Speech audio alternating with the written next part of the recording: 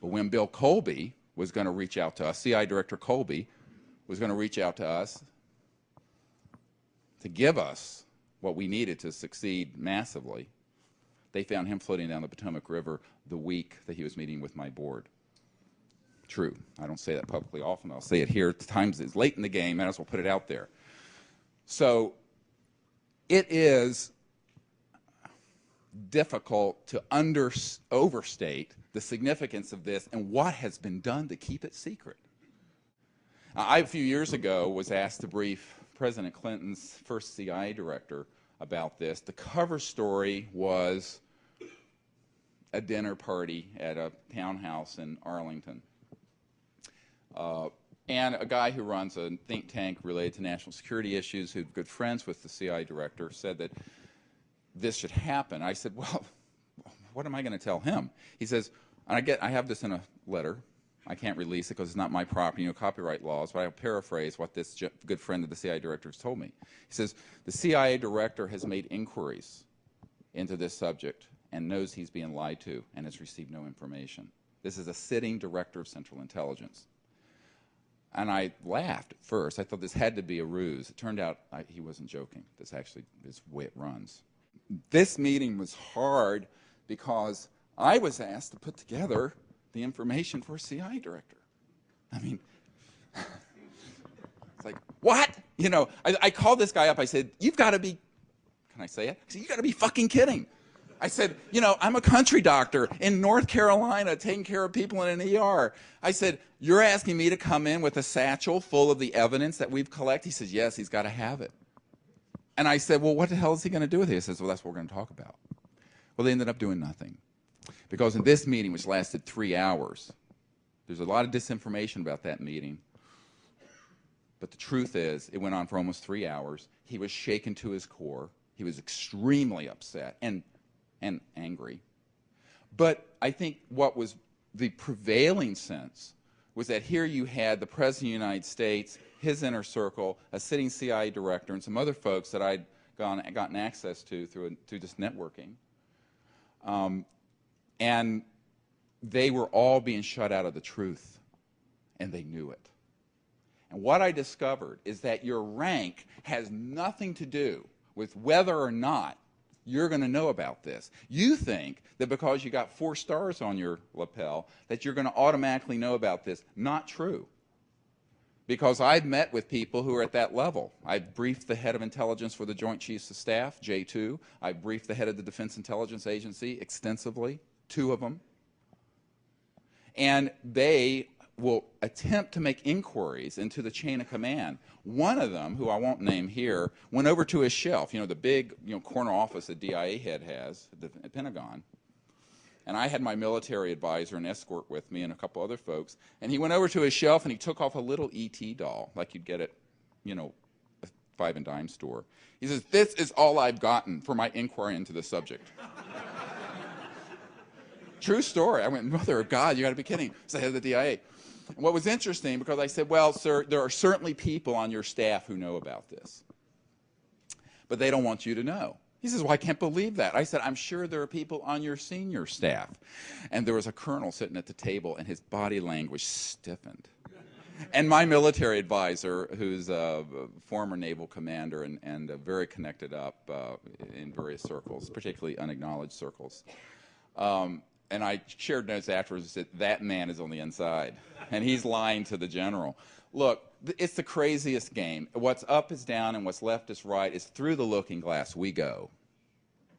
And that is where I've been for, 14 years now. If I'm a little burned out, you'll understand why. The fact is, a lot of the people who you would think should know don't, and it's because they're protecting them. Now you're saying, what? What? What do you mean? You don't think they've whacked people knowing 1% of what I know? They have. And I'll tell you why. I'm a nobody, so it's okay that I know. Say I'm of no consequence. I'm really nobody. So if you're nobody, you can do these things.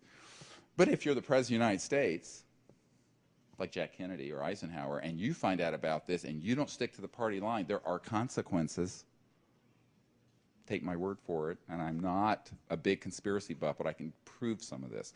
Now, the problem is, what happens through this level of intimidation? It erodes the constitutional chain of command. And the Disclosure Project, what we're trying to do, is not only bring this to the huge numbers of people in the public, because our website's had, nearly 10 million people on it, but also to try to bring it out to our leadership.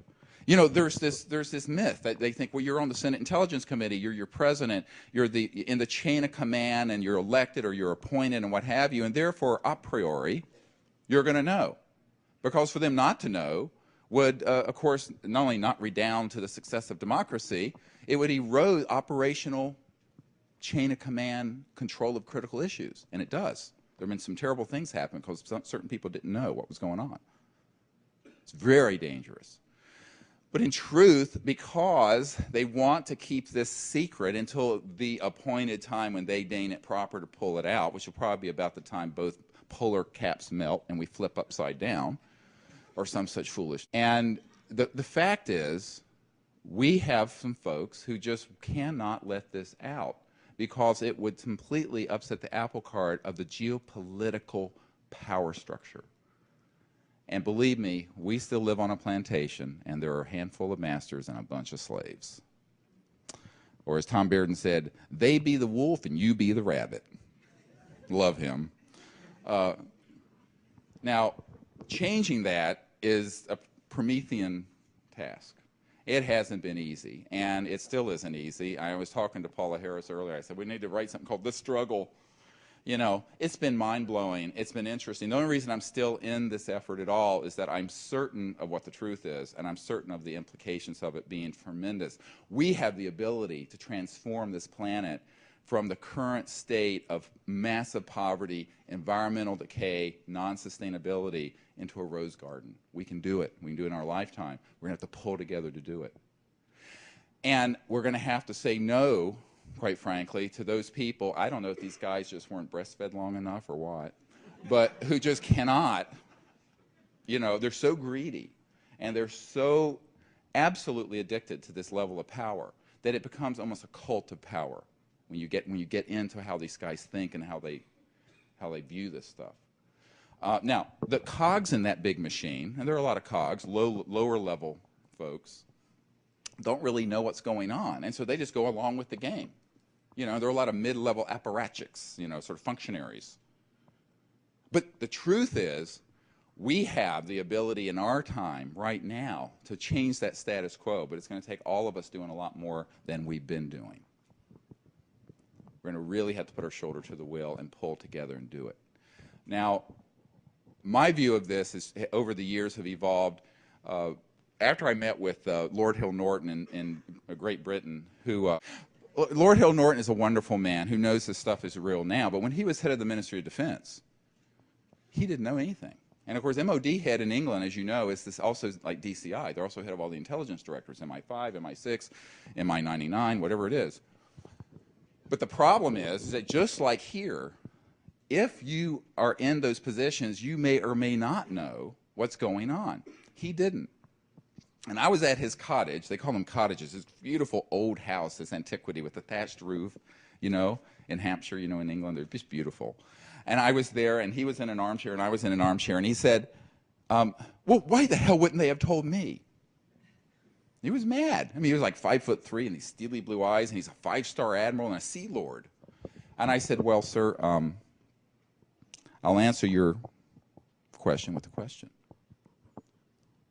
He looked at me. I said, what would you do if you found out there was a shadowy group that had established an extra constitution and illegal operation that was keeping from the public the means for us to evolve into a sustainable civilization, and that would literally save millions of lives worldwide, if not billions eventually, by it being applied for peaceful purposes? And in order to maintain their death grip on this, had actually engaged in high crimes and misdemeanors, murder, and a complete insubordination of the chain of command in every powerful industrialized country.